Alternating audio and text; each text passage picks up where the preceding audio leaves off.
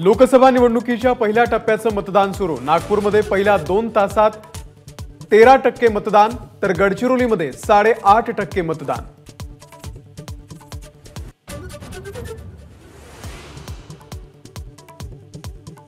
देवेंद्र फडणवीसांनी नागपूरच्या धरमपेठमध्ये केलं मतदान। आई आणि पत्नीने देखील बजावला मतदानाचा हक्क।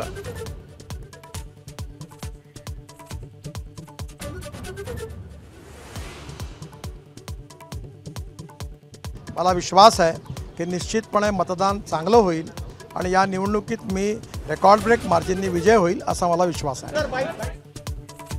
नितीन गडकरींनी सहकुटुंब बजावला मतदानाचा हक्क। नागपूरमधील महाविकास आघाडीचे उमेदवार विकास ठाकरे यांनीही केलं मतदान।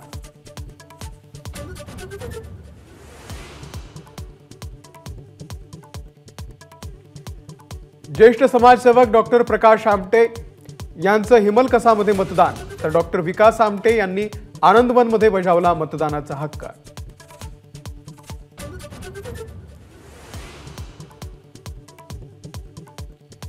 देशातील 21 राज्यांमधल्या 102 जागांवरती मतदान सुरू। 16 कोटी भारतीय बजावणार लोकशाहीमधला पवित्र हक्क।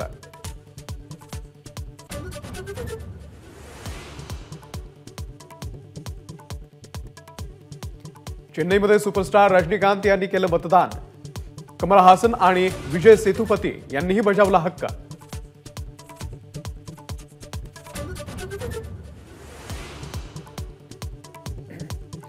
नारायण राणे आज उमेदवारी अर्ज दाखल करणार। सिंधुदुर्गमधून तब्बल 50,000 कार्यकर्ते रत्नागिरीमध्ये दाखल।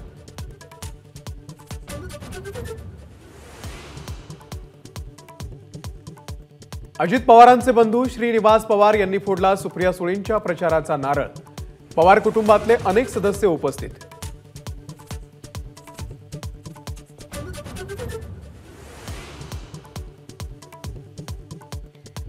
धाराशिवच्या हजरत गाजी शमशोद्दीन दर्ग्यामध्ये घेतलं दर्शन।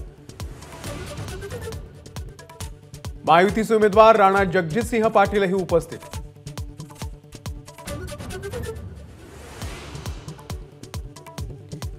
नागपूर जिल्ह्यातील बेला गावामध्ये विवाह सोहळ्याच्या आधी नवरदेव पोहोचला मतदानाला। मतदान करूनच नातेवाईकांसह विवाहस्थळी रवाना।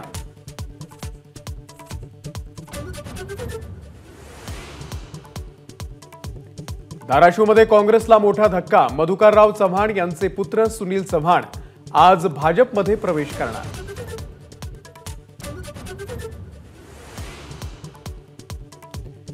डी.एस. कुलकर्णी यांच्या मुख्य कार्यालयावरती ईडीची छापेमारी। गुंतवणूकदारांची फसवणूक केल्या प्रकरणामध्ये ईडीची कारवाई।